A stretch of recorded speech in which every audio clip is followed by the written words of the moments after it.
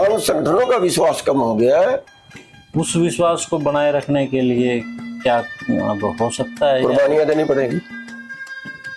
यानी कि जहां बात पहले आंदोलनों में होती थी, अब वो कुर्बानियों पे आ खड़ी हुई। लोगों का विश्वास कायम करने के लिए जो है, या लोगों की आत्मा को जगाने के लिए अब आंदोलन कुर्बानी मांगेगा। और ये इनकी जो स्वार्थपना है नेताओं का, इस स्वार्थपने में मैंने आपको पहले भी बताया है कि इस स्वार्थपने ने जितना नुकसान किसानों का किया है, इतना राजनीति ने नहीं किया। जो सरकार की मनसा थी कि ये लंबे खींच दो तो तंग हो जाएंगे, निराश हो जाएंगे, और वो मैंने इनको बता दी कि सरकार ये सोच रही है, इसलिए हम सरकार को टाइम ना दें, इसलिए हम दिल्ली कूच की बात करते हैं। शुरू की बात है तो 15 दिन बाद की, उसी बात पे वही चाल में ये फंसे और वही पर चिट्ठी लिखी। ठीक है, तो ये तो पता नहीं अब जो इनकी हालत थी उसमें, वो तो मोदी ने अचानक ही कर दिया कि हाँ। अगर मुख्यमंत्री की बात करें तो चौधरी देवीलाल का राज बहुत अच्छा रहा। अच्छा, जो उनसे प्रभावित है, जो समाज के अनुसार काम करते थे, उनका सबसे अच्छा रहा।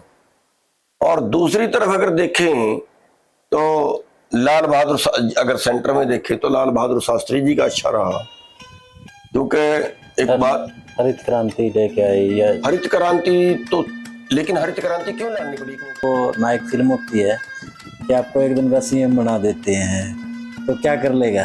तो गुरनाम सिंह चन्हुनी को एक दिन का सीएम परमात्मा, जिस खुदा को, जिस उसको आप मानते हैं, कभी टाइम मिल जाए, क्या होगा उस दिन फिर? नहीं, वो तो मैं भी कहता हूँ कई बार कि जो वो था ना, वो फिल्म थी नायक, अनिल, उसमें एक दिन का मुख्यमंत्री उसको बना दिया। और उसने एक दिन के 45,000 सस्पेंड किए एक दिन में। उसने कहते हैं रिश्वत लेते पकड़ा गया, कर रिश्वत देके छुट जाएगा। वो तो चोर था, उसको बचाने वाला भी चोर है, उससे बड़ा चोर है, वो उससे बड़ा चोर है। ठीक है, अब वो क्या रहा है? आज मेरे पास आ रहे थे, वो नकली दवाइयों की बात कर रहे थे।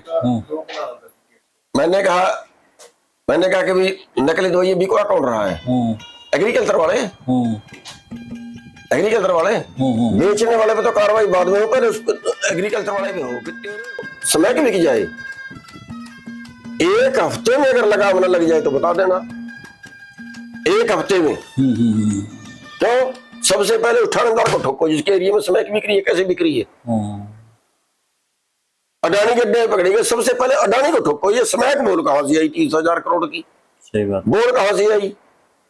सबसे पहले अडानी को ठोको, फिर अडानी को जिसने बचाया उसको ठोको, अपने आप बंद होगा फिर।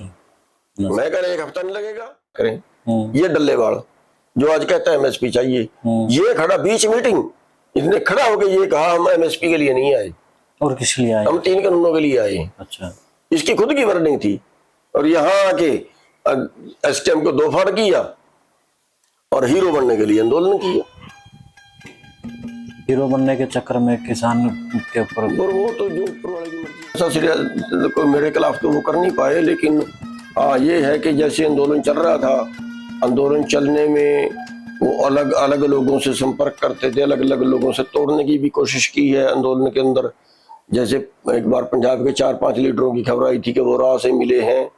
एक की वो आई थी कि उसकी कृषि मंत्री था, वो क्या था उसके, और उसके घर वाली हमें पैक बना के देती थी, कुछ ऐसी खबरें आई थी। मतलब सरकार तो मिली वक्त तो करती है, लोगों से तोड़ने का प्रयास करती है अपने लेवल से। किस तरह है?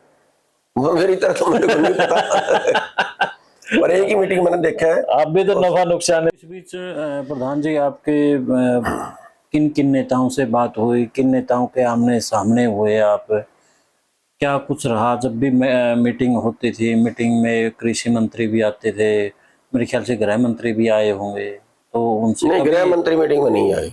एक मीटिंग अमित शाह जी से हुई थी और बाकी तो ये टीम तो अमित शाह से तो सारे किसान नेता चलते थे कि आज की मतलब क्या कहूँ मैं, कुछ भी बोल लूंगा फिर वो आ जाती है, अच्छा ये तो उनका आदमी है। पहले एक बार आप पूर्णदीप से भी, और उसमें मैंने ये सवाल रखा था कि जैसे मोदी जी ने बयान दिया है कि एमएसपी है, एमएसपी रहेगा। क्या आप जितने देश में 23 फसलें पैदा होती हैं, क्या आप सारी एमएसपी पे खरीदोगे? तो तथ्य गलत दे रहे हो। 17,26,000 करोड़ का तो सारा माल बनता है, आप उसको बेचोगे भी तो जो बीच का नुकसान होगा वही तो होगा आपका। और वो भी अगर आप बाहर से आयात बंद कर देंगे तो उसमें और कमी आ जाएगी। तो वो कर नहीं, खरीद नहीं सकते। कि उनसे बात हुई है, तेरह मीटिंग दूसरे लोगों से हुई है, वो तो बात को गोल गोल गोल गोल घुमाते थे। ठीक है, अब एमएसपी की बात थी, उसने साफ एक बार में कह दिया नहीं एमएसपी नहीं दे सकते, एक बार में कह दिया। मेरे को तो ये लगा कि मतलब बोल देते हैं। जो अमित शाह है वो गुस्सा होते हैं, तो उस टाइम उनका कैसा रुख था? नहीं, गुस्सा तो उन्होंने नहीं दिखाया, ठीक ये बात की है। और बल्कि मेरे को ये लगा है कि वो स्पष्ट बोल देते हैं। अच्छा, ये लगा है, यानी कि जो कह दिया वो फाइनल। जैसे हम जोड़ा था मेरे ख्याल से उससे पहले आम आदमी पार्टी से भी। वो तो बुरा ऐसे ही हो जाता है। बिल्कुल ठीक बात है। जैसे मैं आपको ये सवाल बड़ा अजीब लगेगा, लोगों को भी लगेगा कि एक दिन का अगर जैसे कर्मचारी और बहुत कुछ इसने एक दिन में करके दिखा दिया, तो ऐसे अगर कोई नेता करना चाहे तो बहुत कुछ कर सकता है, बहुत सुधार कर सकता है, लेकिन मौका मिले तभी ना। दूसरी चीज, जो सुधार करना चाहेगा उसको आगे कोई क्यों आने देगा? क्योंकि सब तरफ दूसरी क्वालिटी के लोग। प्राकृतिक भी अपना खेल खेलती है ना, बाई चांस मौका मिले तो क्या करेगा गुलाम? मौका मेरे पर तमाशा दिखा दूंगा। वही तमाशा तो पूछा। हाँ, फिर तो नजर आएगा कि हाँ कुछ हुआ, लेकिन वो तो उसकी मर्जी है, मौका देगा। उसी की बात कर रहे हैं, मान के चलो एक दिन के सीएम में क्या होगा? कुछ देखिए, जैसे मतलब आप ये कहो ना कि आज के 30 दुकान में नकली पड़ी कैसे है? ठीक बात है, ठीक है। तो अब एक मिलावट है। अब मान लिया शहर के अंदर आप मिठाई लेने चले जाओ तो दिवाली पे पता नहीं कितनी मिठाई आ जाती है, सारी की सारी नकली है। 14 करोड़ लीटर दूध पैदा हो रहा है, 64 करोड़ लीटर बिक रहा है, सारा नकली है। और किसको नहीं पता, भी क्यों नहीं पकड़ सकते? सबसे बड़ा मुद्दा अब देखिए, अब स्मैक बिक रही है, नशा बिक रहा है, क्या बिना पुलिस के बिक रहा है? ये अडानी के अड्डे पे 30,000 करोड़ की स्मैक पकड़ी गई। तो जब सरकार ही बिकवा रही है भाई, कुत्ते हटा लिए, फोर्स हटा ली वहां से। अगर सरकार नशा बिकवा रही है तो फिर पुलिस कैसे रोकेगी? और पुलिस नशा बिकवा रही है तो वहां आगे से कैसे रुकेगा? यानी कि ये एक दूसरे की कड़ियां हैं, शासन तो मर रहे हैं। मैं ये कहता हूं, अब एक बार पिट लिए तो घर बैठ गए। क्यों बैठ गए? अब वो कहे ठीक है मारो तुम गोलियां, आगे निबेड़ दो ना वहीं पे। ठीक है, अब बस पिट पुट के घर बैठ गए। क्या इससे ये ना माना जाए कि सेटलमेंट थी क्या? ठीक है, अब वो एसके वाले हैं, अब बयान तो दे दें कुछ, हम ये कर देंगे, वो कर देंगे, वो कर देंगे, लेकिन आर पार की नहीं लड़ेंगे, कभी नहीं लड़ेंगे। ये तो फिर बड़ी यानी कि आने वाले वक्त में बड़े बुरे हालात होंगे, किसान अपनी या लड़ नहीं पाएंगे, फिर तो होंगे, नजर आ रही है।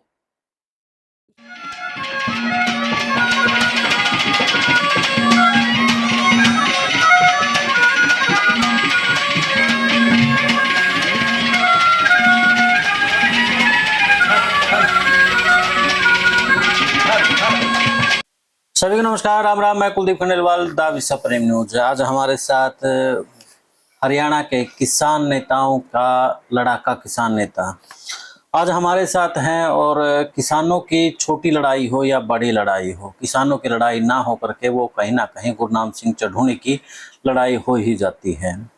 यानी कि किसानों का हमदर्द, या फिर यूं कहें कि दर्द अगर कोई समझता है तो गुरनाम सिंह चढ़ूनी समझता है।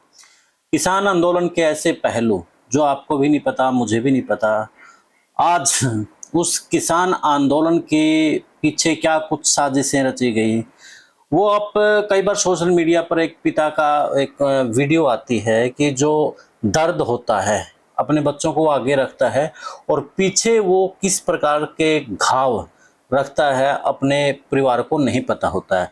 ऐसा ही कुछ आंदोलन के दौरान जो नेता होते हैं उनके साथ भी होता है।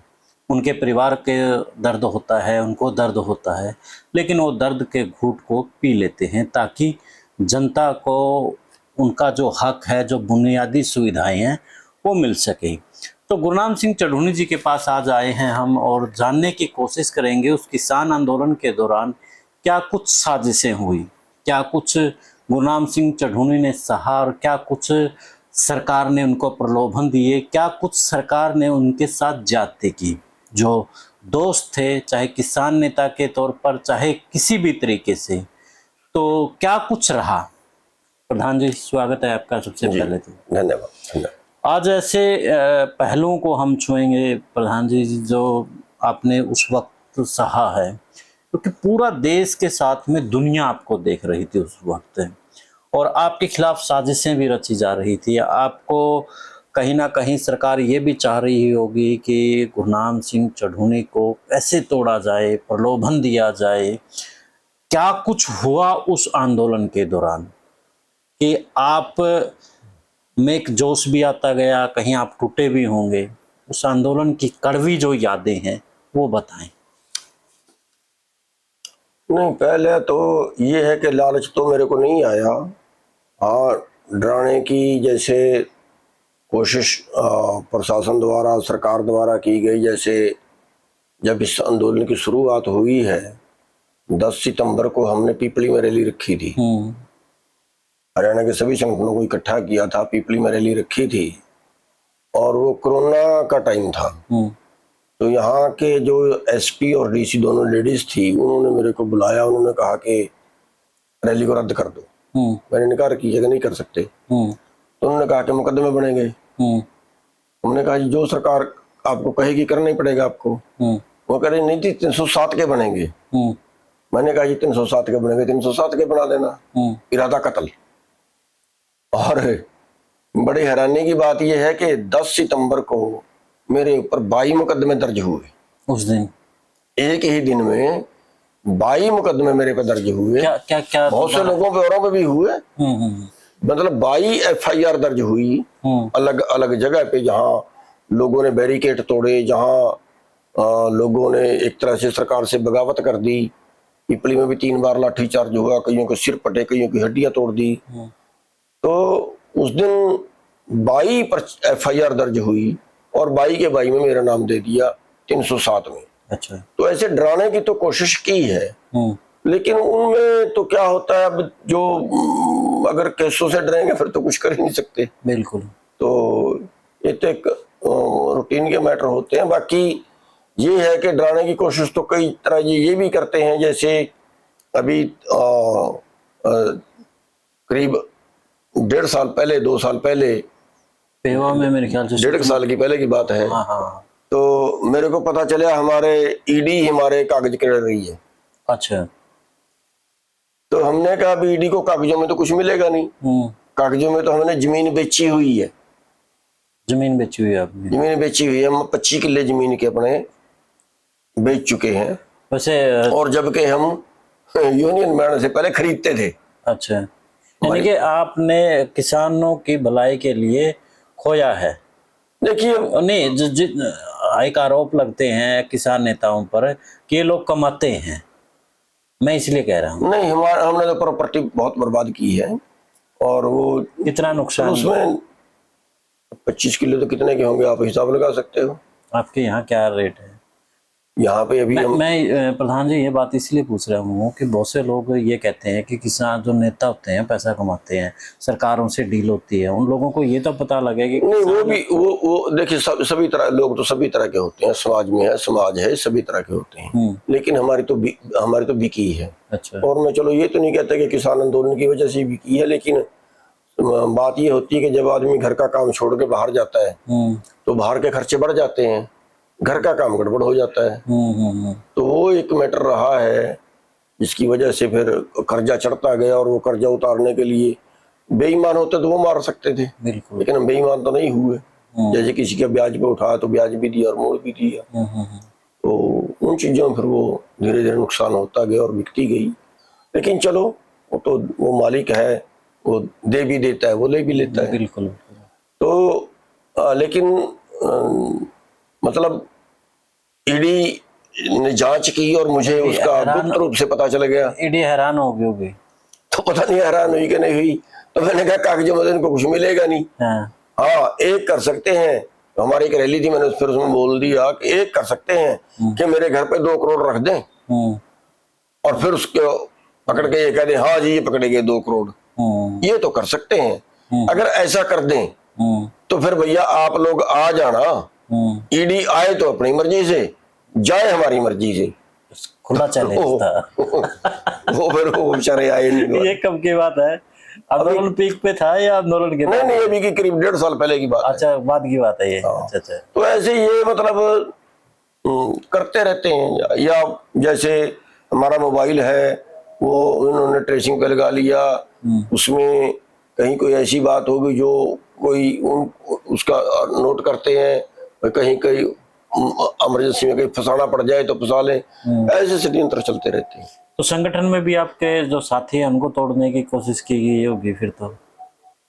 देखिए साथी तो कमजोर करने की कोशिश तो हो नहीं, वो साथी तो जो है बस सभी तरह की चलती है। जैसे परिवार है वो टूटता भी है और भी जुड़ते हैं। ये तो एक ट्रेन की तरह होता है, जितना चल सफर कटता जाएगा उसमें से कुछ उतरते जाएंगे, कुछ चढ़ते जाएंगे।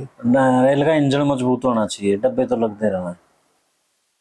हाँ, वो भी एक बात है, इंजन मजबूत होना चाहिए, लेकिन मैं ये कह रहा हूँ कि सवारियां कुछ उतरती हैं कुछ चढ़ती हैं, ये तो होता ही रहता है। लेकिन बदकिस्मती है कि आज जो जितने संगठन बन गए हैं वो किसानों की बदकिस्मती है, क्योंकि फिर एक संगठन कोई प्रोग्राम करता है दूसरा उसके पैरेलल कर देता है, नुकसान है। यानी कि अधिक कई फिर सरकारें भी तो बनवाती है यूनियन के, हमारे पक्ष की भी बात रखने वाला, हमारे पिट्ठू सरकार के पिट्ठू बन जाते हैं कई, या सरकार के इशारे पे चल पड़ते हैं कई, या चले हुए आंदोलन में कई मिल जाते हैं। फिर बहुत सी चीजें होती हैं, जब सबको इकट्ठा करके चलना पड़े, बहुत सी चीजें होती हैं।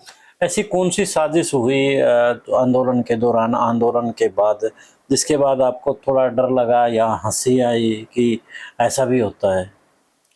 नहीं, डर तो किसी चीज से नहीं लगा, हंसी भी कोई नहीं आई, और ऐसा कोई मेरे खिलाफ तो वो कर नहीं पाए। लेकिन हाँ, ये है कि जैसे आंदोलन चल रहा था, आंदोलन चलने में वो अलग अलग लोगों से संपर्क करते थे, अलग अलग लोगों से तोड़ने की भी कोशिश की है आंदोलन के अंदर। जैसे एक बार पंजाब के 4-5 लीडरों की खबर आई थी कि वो राह से मिले हैं।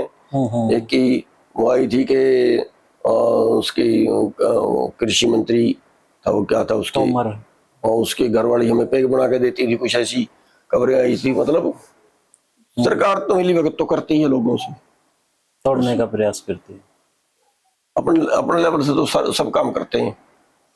आंदोलन के दौरान ऐसा कोई बदनुमा दाग भी रहा प्रधान जी कि जिसके कारण से आंदोलन के ऊपर असर पड़ा हो उस वक्त, पूरे आंदोलन? नहीं, बदनुमा दाग तो देखिए मैं ये मानता हूं कि इसमें एक तो जब हम गए तो तब जो पंजाब वाले हमारे भाई थे उन्होंने ये कहा कि जहां बैरिकेड लगाएंगे हम वहीं बैठेंगे, तो इससे सरकार का डर खत्म हो गया। पहले जो दिल्ली जाने से पहले ही बात माननी चाहिए थी, उनको इस बात का डर खत्म हो गया कि अब ये दिल्ली नहीं आएंगे। ठीक है, अगर हम ये बड़ा ठोक बजा के कहते कि दिल्ली जाएंगे तो हो सकता है दिल्ली जाने से पहले ही सरकार बातचीत के लिए बुला देती, क्योंकि डर तो सरकार को होता है ना। और फिर दूसरी चीज जो है मतलब हम एक ही जगह पे लंबे टाइम तक बैठे रहे, 12.5 महीने तक, वो हमारा आंदोलन लड़ने का तरीका गलत था। अच्छा, हमें तब लगा या बाद में लगा आपको? नहीं, तब भी लगा, मेरी कई बार बीच में बहस हुई, और फिर तब भी ये था कि मेरे से जो हमारे साथी थे वो इस बात से नाराज थे कि ये एग्रेसिव होकर बात करता है। जैसे मैंने कहा था कि संसद घेरो भाई, संसद घेराव का हम टाइम दें क्यों ना दें, और कहते वो मार देंगे। हमने कहा मार देंगे भैया, फिर मार दें फिर, और घर से किस लिए आए हैं? तो वो कहते हैं लोगों के पुत्र मराने हैं। मैं कहा नहीं, आगे के प्रधान हो जाओ। पहले हम कमीज मरेंगे। निकालो, हम्म, हाथ रस्सी से बांधो, हम्म, अगर वो फिर भी मारते हैं तो दुनिया देखेगी।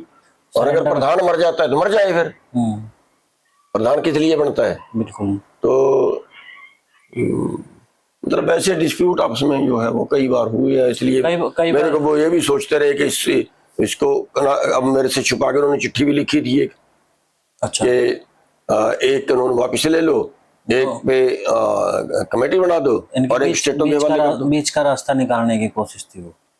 उब गए ना बैठे बैठे। जो सरकार की मनसा थी कि ये लंबे खींच दो तो तंग हो जाएंगे, निराश हो जाएंगे, और वो मैंने इनको बता दी कि सरकार ये सोच रही है, इसलिए हम सरकार को टाइम ना दें, इसलिए हम दिल्ली कूच की बात करते हैं। शुरू की बात है तो 15 दिन बाद की, उसी बात पे उस वही चाल में ये फंसे और वही पर चिट्ठी लिखी।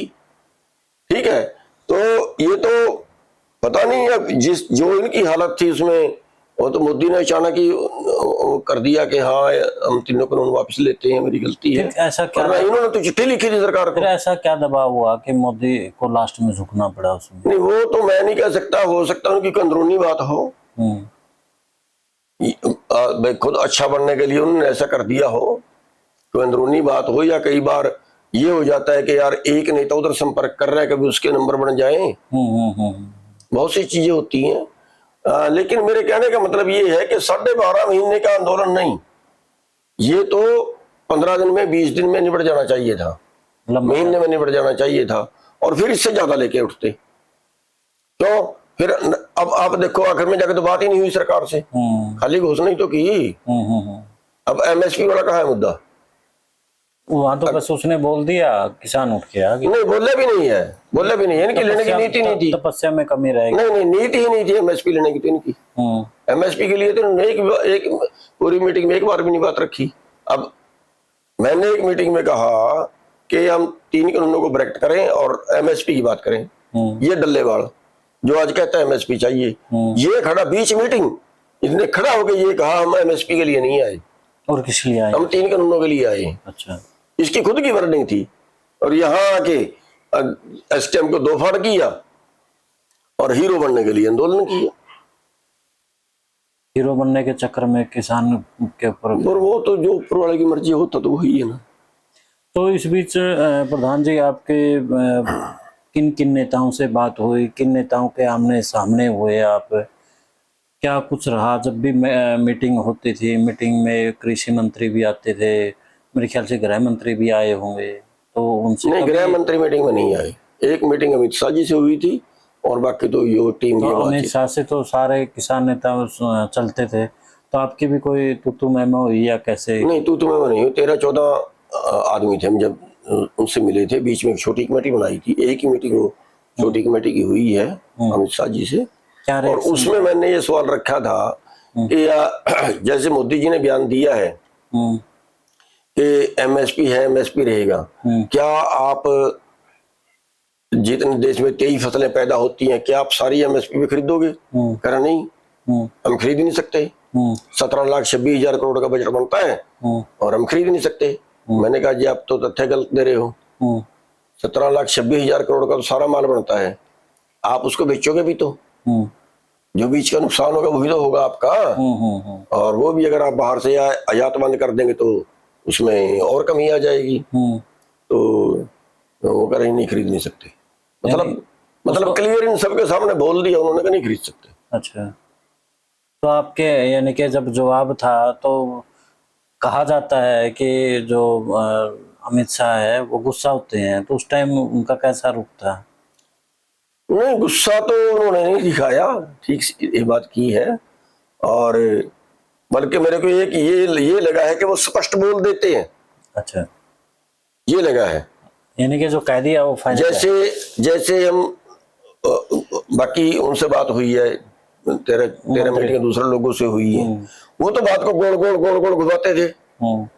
ठीक है, अब एमएसपी की बात थी, उसने साफ एक बार में कह दिया नहीं एमएसपी नहीं दे सकते, एक बार में कह दिया। मेरे को तो ये लगा कि मतलब बोल देते हैं जो आपकी तरह है, मेरी तरह तो मेरे को नहीं पता पर एक ही मीटिंग मैंने देखा है। आप भी तो नफा नुकसान नहीं देखते, जब बोलना है बोल दिया वैसे।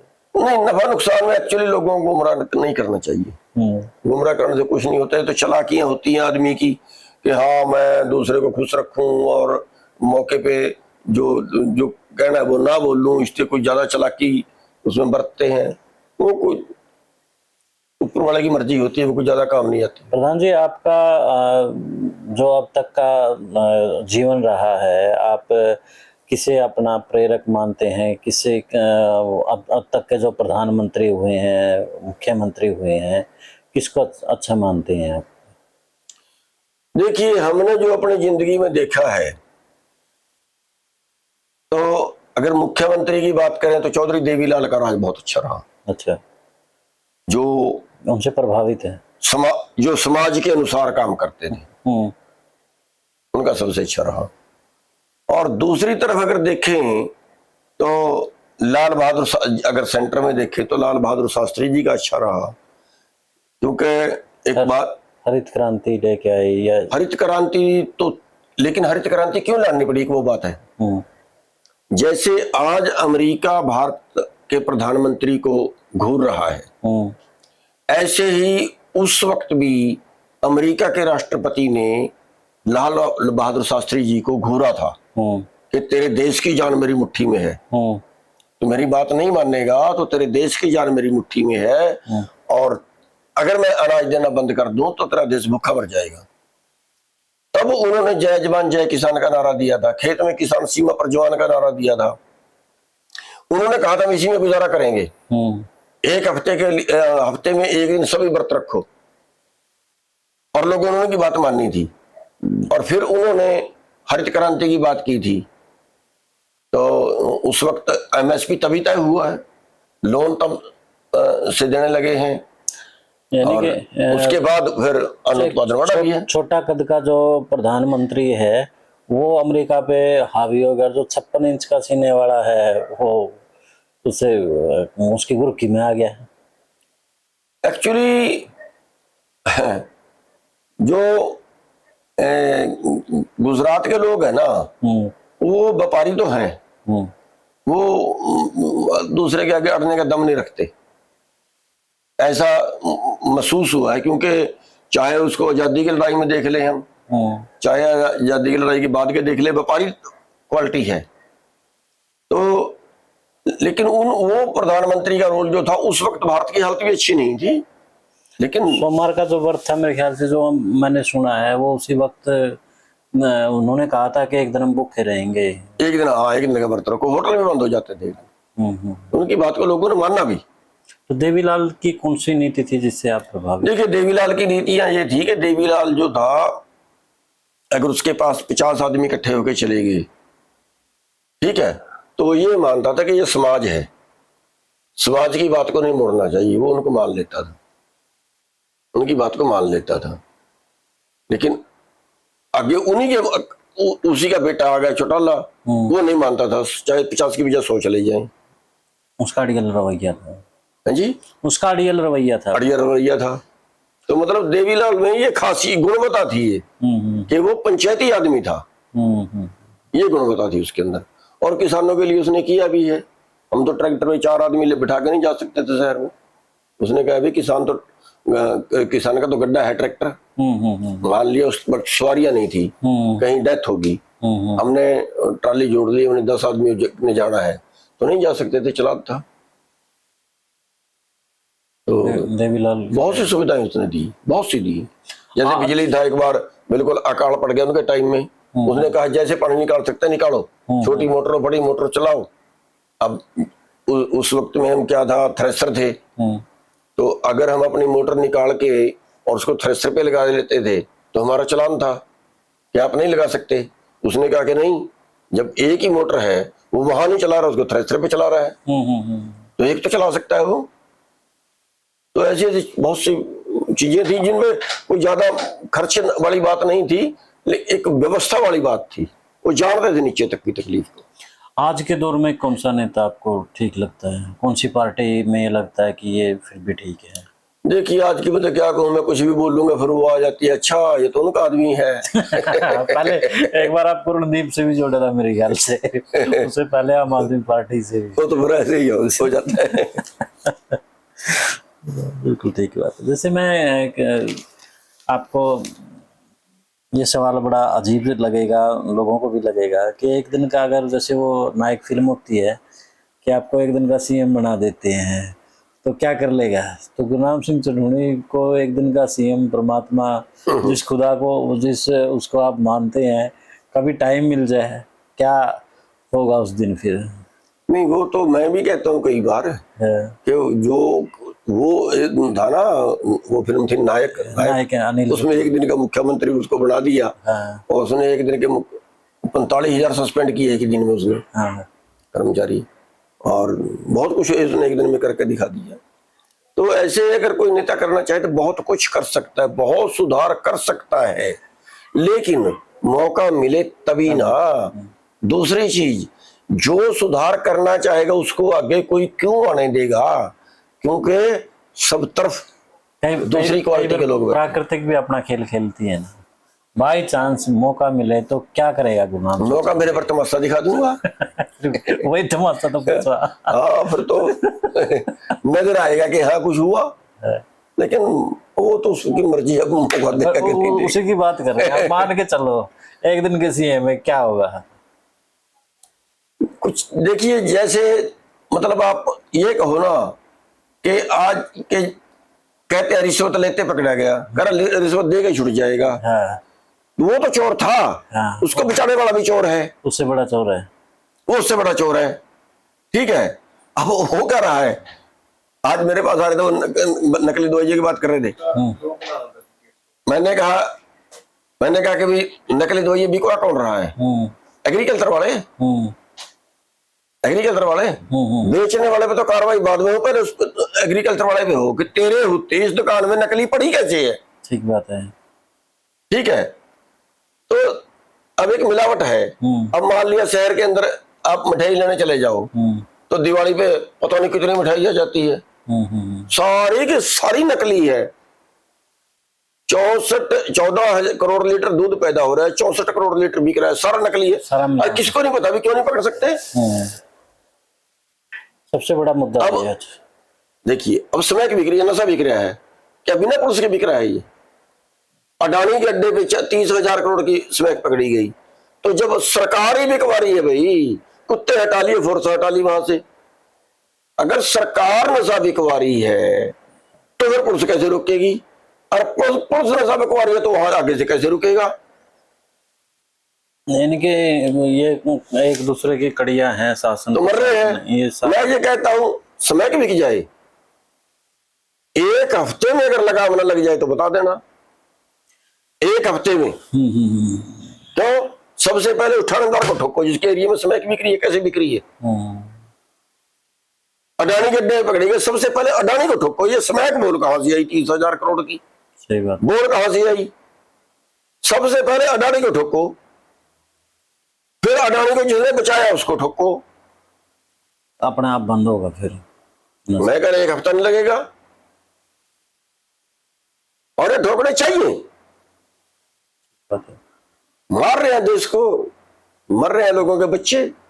कोई नशा से मर रहा है, कोई मिलावट खाद्य पदार्थों से मर रहा है। अब देखिए क्या हाल है, क्या हाल है।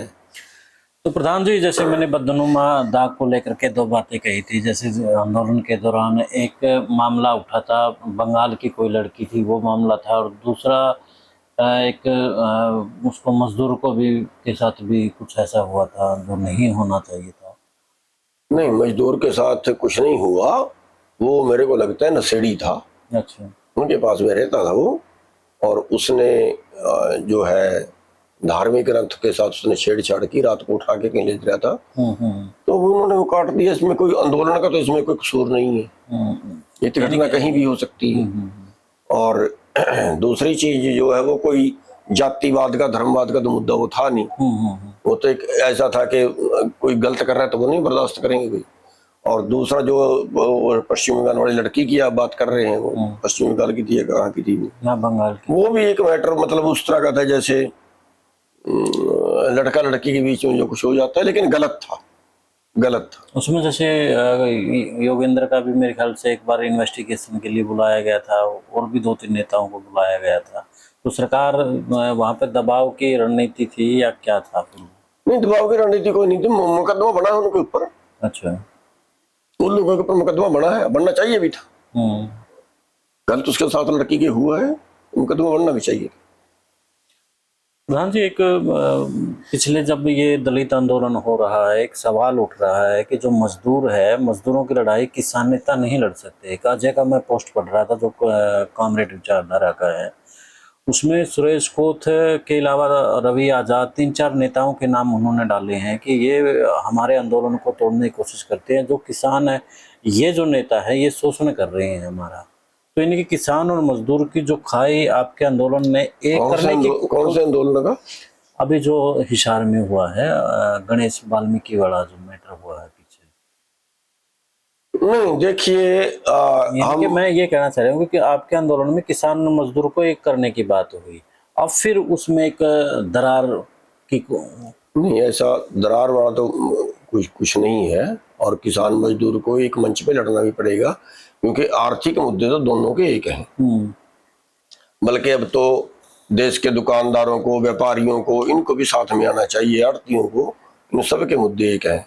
बाकी हाँ, छोटे मोटे झगड़े कोई आपस के होते हैं, उनमें जातिवाद को उसमें आगे नहीं करना चाहिए, वो आपस में बैठ के जैसे भी हो वो सुलटानी चाहिए। जैसे सत्ता में आने के बाद किसान नेता भी क्या ईमानदार रहते हैं?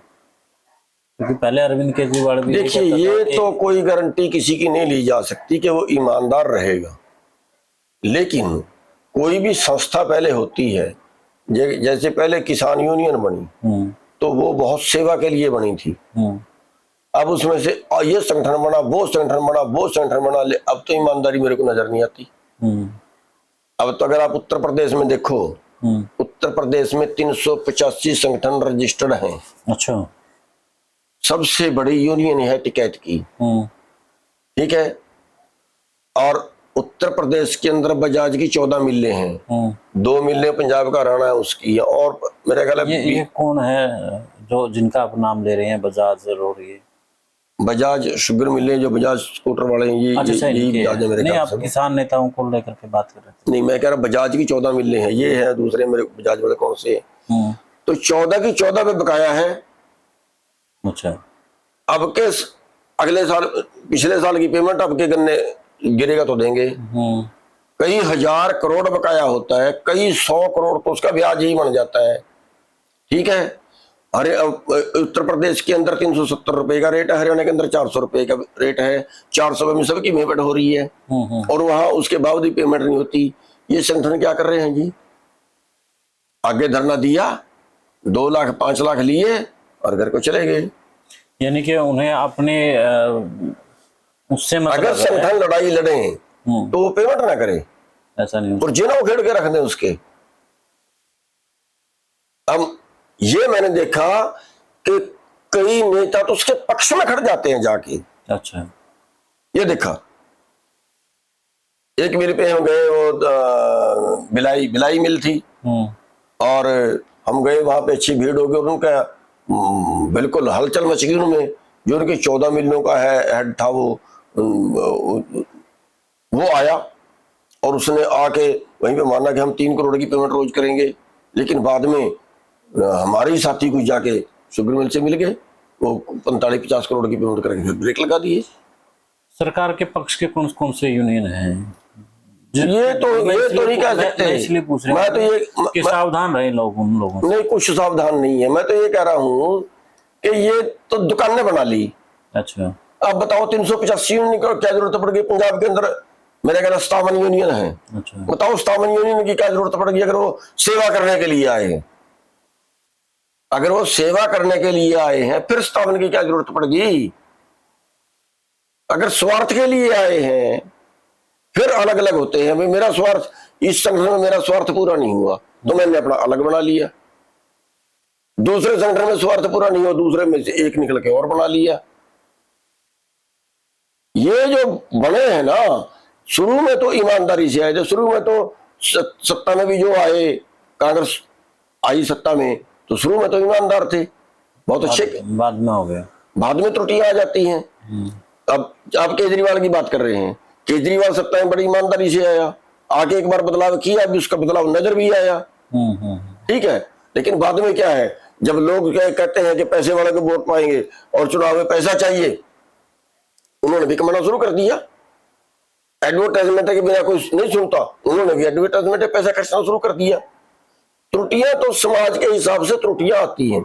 अब मैं जो सत्ता की बात कर, आपने जो बात की कि ये किसान सत्ता में जाएगा तो कोई जरूरी है ईमानदार रहेगा, मैं ये कह रहा हूं कि हो सकता ना रहे, लेकिन जो पहले है वो कौन सा ईमानदार है।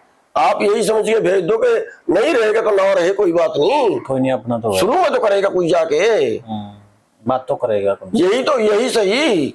अब ये सोच के कि नहीं फिर तो वही चोर ठीक है, उन्हीं चोरों का रखेंगे, क्या बात हुई भाई। तो इसलिए ये कोई गारंटी नहीं है कि जो किसान आगे जाएगा वो ठीक रहेगा, हो सकता है वो भी ना रहे।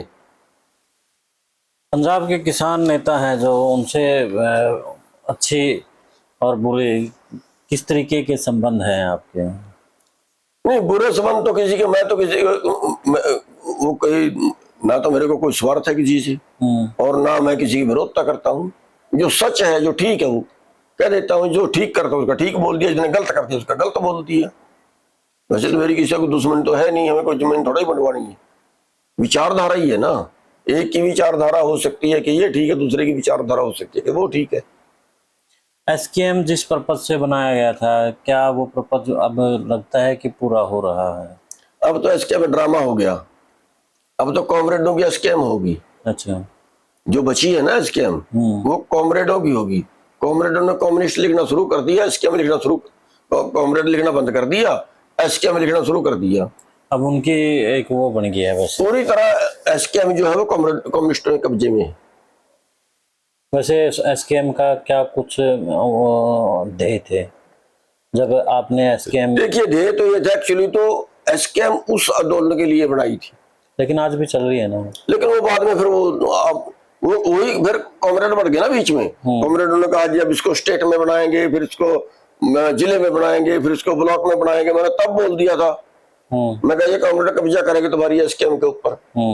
एसकेएम एक आंदोलन के लिए बनाई थी, ठीक है, और भाई उस आंदोलन में एक कमेटी बनाई थी कि ये संचालन सम्मति होगी इसकी, ठीक है। उस वक्त भी कॉमरेड कब्जा कर गए, और आज तो कॉमरेड कब्जा कर ही गए, कब्जा करेंगे। आंदोलन से, जो ये बड़ा आंदोलन चला है, इससे क्या सीख मिली आपको? देखिए, इससे बड़ा आंदोलन हमारी जिंदगी में तो कोई हो नहीं सकता। इससे सीख तो ये मिली है कि अगर ईमानदारी से लड़ें तो लोग साथ देते हैं, ठीक है, और जब लोग साथ देते हैं तब अगले ईमानदारी दिखा दें तो कुछ भी मनवा लें, और अगर अगले फिर गोबरी कर जाएं तो फिर खुद आ जाना। आज जिस तरीके के हालात हैं, क्या जरूरत है फिर एक आंदोलन की? खड़ा हो पाएगा आंदोलन? किसान जरूरत विश्वास कर पाएंगे? अब जरूरत तो पहले से भी ज्यादा है आंदोलन की, लेकिन अब लोगों का विश्वास टूट गया, लोगों का विश्वास कम हो गया किसान संगठनों से, और उसका बड़ा कारण आपस की लड़ाई है। जो विश्वास कम हुआ है उसका बड़ा कारण जो है वो आपस की लड़ाई है, एक, और दूसरा जब ये लड़ते हैं तो आर पार नहीं करते। इसका तो फिर सरकार को फायदा है, आर पार नहीं करते। कि आप कोई लड़ाई देखिए, अब एक बार पिट लिए तो घर बैठ गए, क्यों बैठ गए? अब वो कहे ठीक है मारो तुम गोलियां आगे, निबेड़ दो ना वहीं पे, ठीक है। अब बस पिट पुट के घर बैठ गए, क्या इससे ये ना माना जाए कि सेटलमेंट थी क्या? ठीक है, अब वो एसकेएम वाले हैं, अब बयान तो दे दें कुछ, हम ये कर देंगे, वो कर देंगे, वो कर देंगे, लेकिन आर पार की नहीं लड़ेंगे, कभी नहीं लड़ेंगे।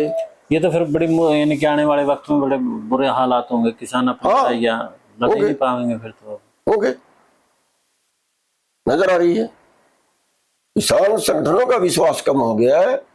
उस विश्वास को बनाए रखने के लिए क्या अब हो सकता है? कुर्बानियां देनी पड़ेगी।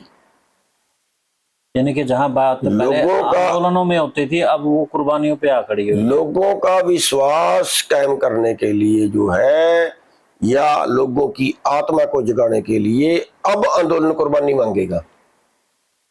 और ये इनकी जो स्वार्थपना है नेताओं का, इस स्वार्थपणे में मैंने आपको पहले भी बताया है कि इस स्वार्थपणे ने जितना नुकसान किसानों का किया है, इतना राजनीति ने नहीं किया।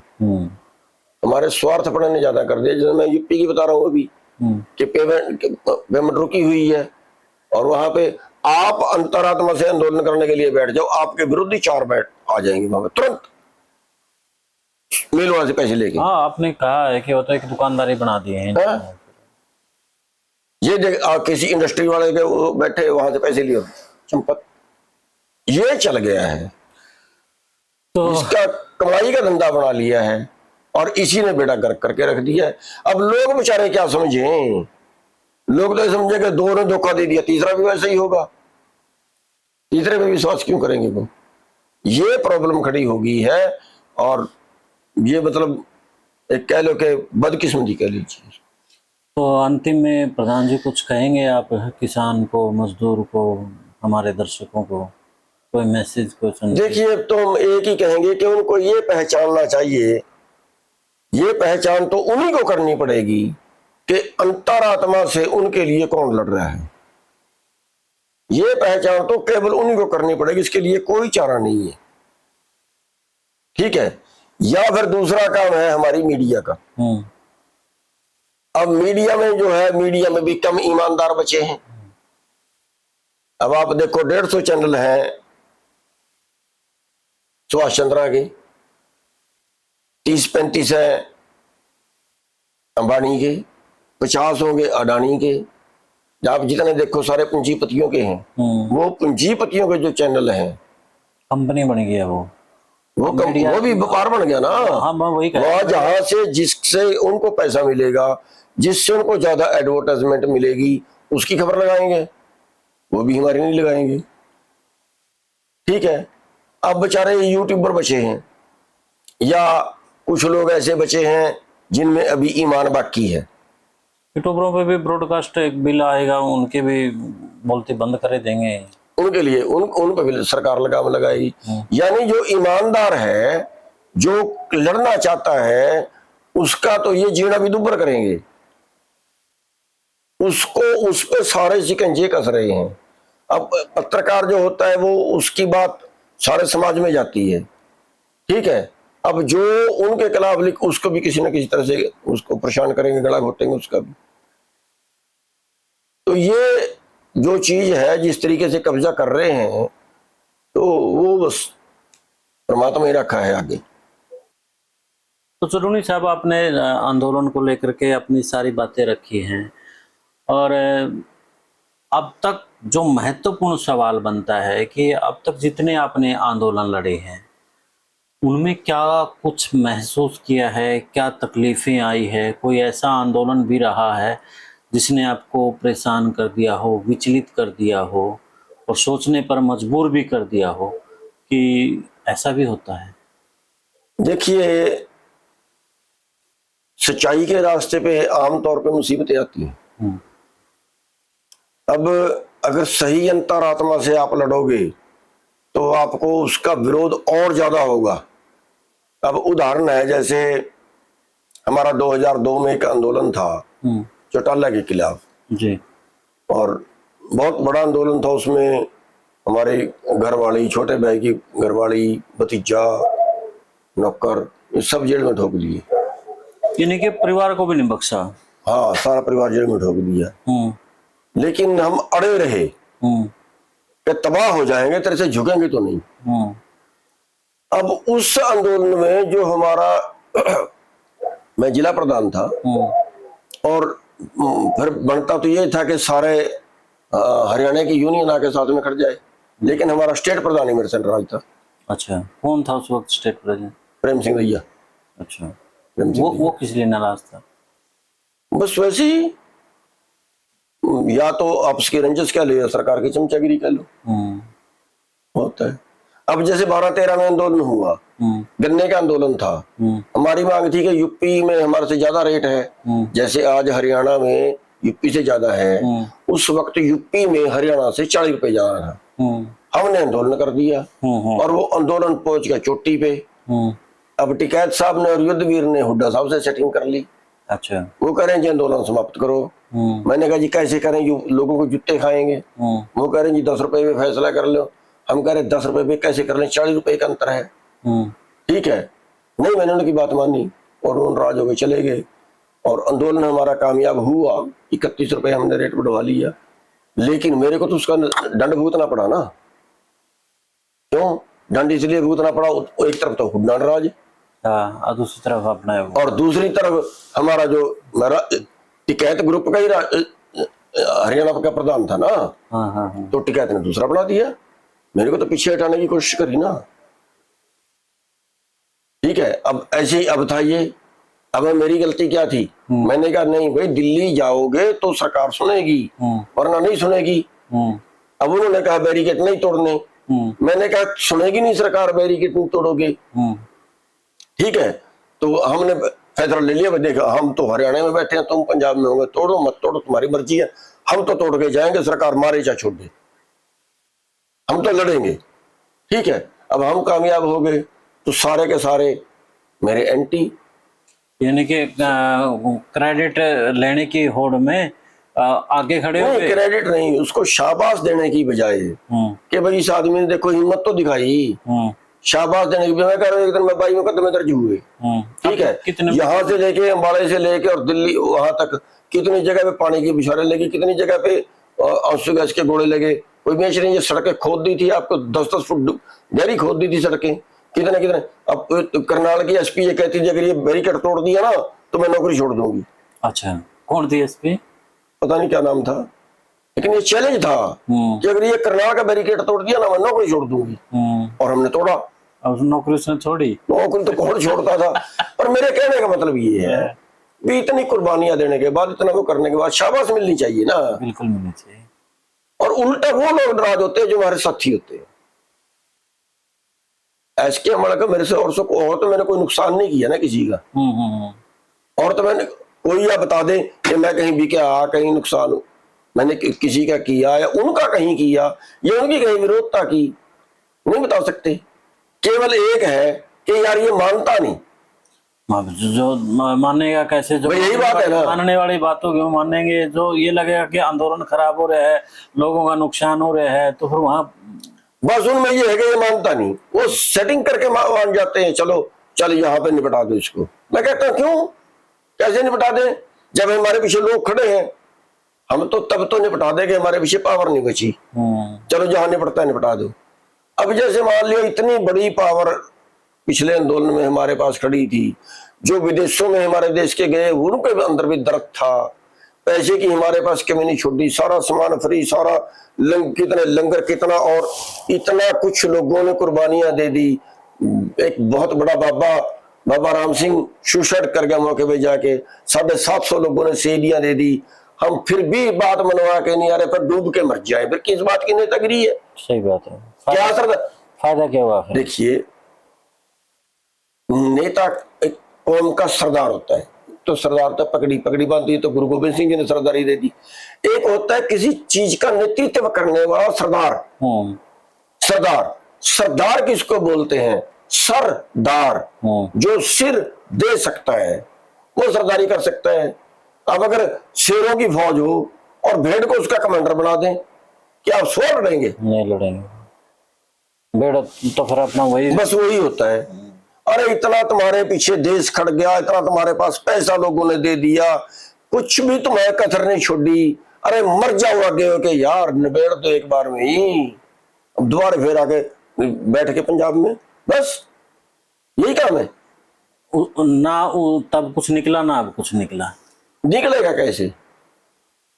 अगर दिल्ली में संसद घेर लेते ना जाके, मैं कहा मर जाती सरकार। असली कड़े जो मर्जी मनवाते वो मानती। अगर हम ये कह के जाते अब हम मरने के लिए आ गए हैं और बस तुम मारो, हम मरने के लिए आ रहे हैं, और वरना तुम्हारी संसद में कब्जा करेंगे, अंदर घुसेंगे इसके, घेराव घेराव क्या करेंगे? घेराव तो एक हफ्ते के लिए करेंगे, हफ्ते में ना मानने इसके अंदर घुसेंगे। आंदोलन से तो आम लोग परेशान थे, और संसद में जाते हैं तो नेता परेशान होते हैं, और जो आप कह रहे हैं कि मांगे थी वो भी कहीं ना कहीं मानी जाती, और लंबा आंदोलन चलने की बजाय थोड़ा आंदोलन चलता और आंदोलन कामयाबी होता। मैं कह रहा इतने डरते हैं, गोबरी करते हैं, करे आगे जाएंगे मार देंगे। अरे मारेंगे तो मार देंगे, और क्या होगा? अब कोई 100 साल की गारंटी लिखवा के आया हमारे में, नहीं मरेगा। जो 750 मर गए वो किसी माँ के बेटे नहीं थे क्या? आर्ट फेलोज वगैरह धंधे फिर के, मैं ये कह रहा जो 750 मर गए वो किसी माँ के बेटे नहीं थे क्या? कुर्बानी तो देखिए, एक आदमी जाके अपने आप को गोली मार के मर गया, फांसी लेके मर गया, एक पुल से छाल मार के मर गया। आंदोलन कामयाब, आंदोलन के अंदर दुखी होके अपनी कुर्बानियां देने के लिए, इससे ज्यादा क्या हो सकता है? और हम जो लीडर हैं वो गोबरी कर रहे हैं, कहते हैं ना आगे जाएंगे मर जाएंगे। अरे फिर तुम क्या स्वाद लेने के लिए आए हो यहाँ? टीस आपके अंदर इस बात को लेकर के बड़ी टीस क्या, टीस तो ये रहेगी ही, टीस तो ये उम्र भर के लिए रहेगी कि हम जब करवा सकते थे तब हमने नहीं करवाया। टीस तो ये उम्र भर के लिए रहेगी। इतना बड़ा आंदोलन हमारी जिंदगी में, इतना साथ हमारी जिंदगी में कभी ने कभी नहीं देखा। इसमें लोगों की कमी नहीं थी, लीडरों की कमी थी। जो यानी कि कितने % हो पाई हैं जो आप लोगों की मांगे थी उस टाइम के आंदोलन की? जी, उस टाइम जब जितनी मांगे थी एसकेएम की, कितनी पूरी हो पाई हैं फिर? नहीं, मांगे तो 2 ही थी। एक 3 कानून वापस ले लो, एक एमएसपी लागू कर दो। 3 कानून उन्होंने वापस ले लिए, एमएसपी लागू करवाने की हमारी नीति नहीं थी। क्या वो कानून तीनों अब लागू हो सकते हैं? वो कई बार चर्चा होती है इस बात। हाँ, होंगे। अब ये क्या है, अब जो फ्री ट्रेड समझौता कर रहे हैं उसमें वही कानून तो आ रहे हैं। अब जो ये मंडी का मसौदा आया है कि बाहर गोदाम को मंडी मान लो, ये कान पकड़ने की बजाय ऐसे पकड़ लिए हैं। सैलो को मंडी मान लो, एक कानून में ही तीनों कानून बढ़ जाएंगे। बाहर घुमा के बाहर से आप खरीदोगे तो टैक्स नहीं लगेगा, मंडी के अंदर से खरीदोगे तो टैक्स लगेगा, तो सारा सौदा गया। कॉन्ट्रैक्ट फार्मिंग वही आ गई। जब बाहर बिकेगा तो स्टॉक सीमा तो गई। चलो अच्छा, एक और इतने केस हैं, और जब जज मिलते हैं आपको, ये अभी मेरे दिमाग में आई है बात, तो जजों का क्या रिएक्शन होता है कि चलोनी साहब इतने केस लिए फिर रहे हो आप? नहीं, केस हम तरीक को भी नहीं जाते। अच्छा, हम तो सरकार को कहते हैं पकड़ के जब मर्जी ले जाना, 1 तरीक जाते हैं केवल एक केस की भी, वो भी सरकार ने धोखा किया है। जो पीपली वाला आंदोलन था, जब 2023 वाला शाह बहादुर पीपली वाला, उसमें उन्होंने केस वापस लेने की बात की थी, अभी तक लिए नहीं। आज भी उसकी तारीख थी, तो वो तो धोखा है। और वरना हम तो ये कहते हैं भाई आप पकड़ के ले जाओ, हम जमानत भी नहीं कराएंगे, जिधर अंदर रख लेना। नहीं, जब आपका वो सूरजमुखी वाला मामला था तब आपको पकड़ा था, तब भी कुछ ऐसे वही केस है, तब वो वापस लेने की बात की थी ना। अच्छा, हमारे जो बाहर लोग थे उनसे प्रशासन ने वादा किया था कि हम वापस लेंगे, लेकिन लिए नहीं अभी तक। ठीक है, धन्यवाद। तो हमारे साथ गुरनाम सिंह चढ़ूनी थे, और इन्होंने बड़ी किसान आंदोलन में जो साजिशें हुई, या फिर किसान आंदोलन ने क्या कुछ पाया, क्या कुछ खोया, तमाम बातों के ऊपर बात रखी। तो बहुत बहुत धन्यवाद आपका। धन्यवाद। और द इनसाइडर मीडिया के साथ आप जुड़े रहें और देखते रहिए नए नए मुद्दों के ऊपर क्या कुछ नेताओं की बात है, क्या कुछ जनता कह रही है, और साथ में जो कुलदीप खंडेलवाल के विश्लेषण हैं, और जुड़े रहें। जय इजाजत, फिर मिलते हैं एक नए मुद्दे के नए विश्लेषण के साथ। जय हिंद, जय भारत, जय हरियाणा। साथियों, मैं धन्यवाद करना चाहूंगा हमारे माननीय कुलदीप खंडेलवाल जी हैं, जो पत्रकार हैं, जिनका पहले विश्व प्रेम चैनल था, और वो किसी तरह से सरकार ने या किसी तरह से उसकी में उस पर सख्ताई कर दी, बंद कर दिया है। और द इनसाइडर मीडिया इस वक्त इन्होंने नया चैनल बनाया है। बहुत अच्छे से किसानों की बात रखते हैं, और जो सामाजिक बात होती है वो जो सही होती है वो लोगों के सामने लेके जाते हैं। तो मेरा आप सबसे अनुरोध है कि हमें भी इतनी हेल्प तो करनी चाहिए, अगर हमें समाज को बचाना है, कि ज़्यादा से ज़्यादा इनको फॉलो करें, ज़्यादा से ज़्यादा सब्सक्राइब करें और इस चैनल को आगे बढ़ाएं। धन्यवाद।